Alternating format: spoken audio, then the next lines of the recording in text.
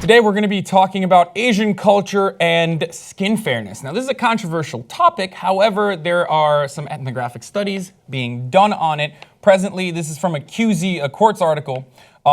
So there was an ethnographic work called the Chemical Youth Project, a research program that sought to document and make sense of the different chemicals that young people use every day. And apparently, in the Philippines, there is a practice that's very commonplace that is potentially extremely harmful for young girls and young boys to apply this toxic stuff onto their face just to get their skin a little bit fairer. I'm going to talk about some figures. The prevalence of skin whitening product used among male university students in 26 low and middle income countries was 16.7%. Figures way higher in many Asian countries, 17.4 in India, 25.4 in the Philippines, and 69.5 in Thailand. How crazy is that? Okay, cultures are different, and we're going to try to understand it. So, first of all, there is a huge, there are centuries of culture that shows that fairness of the skin implies that you are of an you're of a upper class within society. Royals within Japan were assessed on how fair their skin was. That's why they would wear white makeup to make their skins a little bit fairer. It implied that you were not out in the sun. You weren't working outside. Yeah, you weren't working outside. Now, an interesting factoid I will also add, in China, when the Marlboro man, as you know, is the rugged, handsome cowboy who's outdoors and he rides on a horse and chases cows or whatever the fuck Marlboro man does. In China, they had to change Marlboro man to a fairer and less cowboy-looking, less rugged person, because they were like, this isn't sexy, he's a commoner. I don't want to smoke cigarettes that a commoner is pushing. So they made him like a fairer, more regal looking cowboy. That's interesting. Anyway, but let's go on. So it starts off in Ming China and Heian, Japan, where handsome men were described as having white or pale skin. In one undated Philippine epic, the hero covers his face with a shield so that the sun rays will not lessen his handsome looks. So this is an ongoing thing. It's really interesting because Grace is super pale and I'm kind of pale, and I think we would do well in Asian culture is what I'm understanding from all of this. But we'll get into that in a second. So this also reemerged after this metrosexuality wave came about and people started using more skincare products, specifically men, and the side effects are kind of devastating.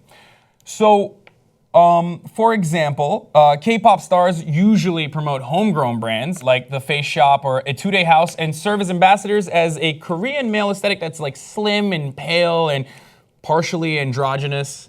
That's the look that is common and sexy, like that's what's valued. Now, I want to ask you how you feel about all of this information that I just presented to you.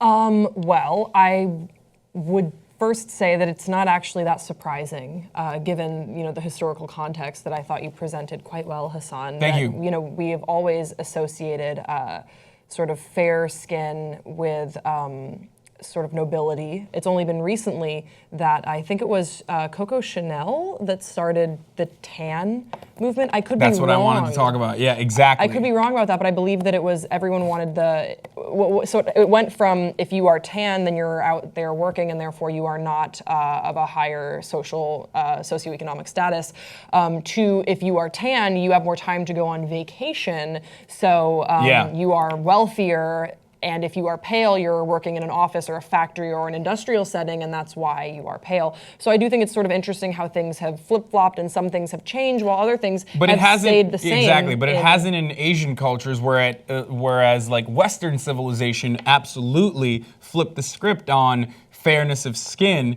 And I don't even think fairness of skin was ever really that big of a deal in Western society, but maybe I'm wrong and you can correct me on this. Well, I think if we go back to early, silent films like Mary Pickford and whatnot, she was, the biggest movie star of her time and she was a very pale, young her skin looking. Was pale. Well, no, it was black and white, so I don't know exactly how pale she was. But even like Buster Keaton, Charlie Chaplin, those older films, they would always wear white makeup. Right, and the prominent female actresses in those movies, the ones that usually you're trying to get the girl and she was sort of Dave Chappelle. a debutante or whatever.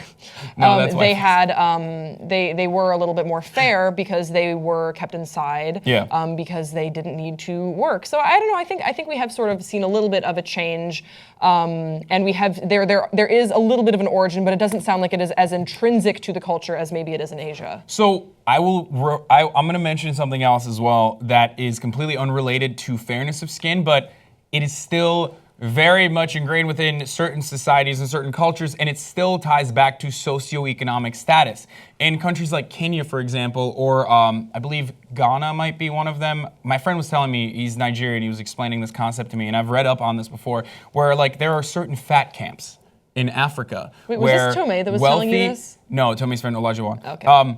Wealthy people will send their daughters to fat camps where they are fed with lard and this malt beverage that has 53 grams of sugar in it. It is horrible. It tastes awful. But like they're consistently fed throughout the day so that they can be a lot more overweight than the normal person would, like in an unhealthy way. Because in Africa, due to like widespread famine that has been ongoing for centuries and due to like different social constructs, if you are overweight, that means you must be coming from a wealthy family. Wait, in the continent of Africa, this is a trend? Yeah. I don't buy that. Okay. I mean, look, think in Egypt, South Africa, like what are... No. I'm talking about the whole... West and Eastern Africa, and okay, also, okay. like, that's why I mentioned Kenya and Ghana. But then you said Africa. I was like, there's no way the entire continent, this is a trend. No, but like, in a lot of places in Africa, this is a trend, yes. Oh, okay, within specific countries. Well, obviously not Egypt, though, because, like, look, North Africa is very different than the rest of Africa. North Africa is still very much considered a part of the Middle East, almost, where it's mostly Muslims, and you know what I mean? It's different. They were overtaken by French and British and colonies, and wow. We fucked that up real hard. That's really surprising that Belgians overtook anything. Yeah. Or did you guys come over with flowers and were like, this is a flower, you are now our colony, and they were like, yeah, okay, you guys are nice. Sure, let's do it. No, but it was really bloody and bad. It was super bad. We had the... You guys know how to use weapons? Okay, look, that's not the point of the story. I know, the country that was overtaken by the Nazi regime by just stepping boots on the ground. I am making fun of. When did this become about Belgium? I don't know. We're just talking about different cultures and two white people talking about different cultures in a very inappropriate way. But we want to hear from you guys. Do you know any interesting cultural traditions that you would like to share from your personal perspective? What do you think about skin lightening? What do you think about skin lightening? Leave us your thoughts in the comment section below. Don't forget to subscribe, and we'll see you next time on Pop Trigger.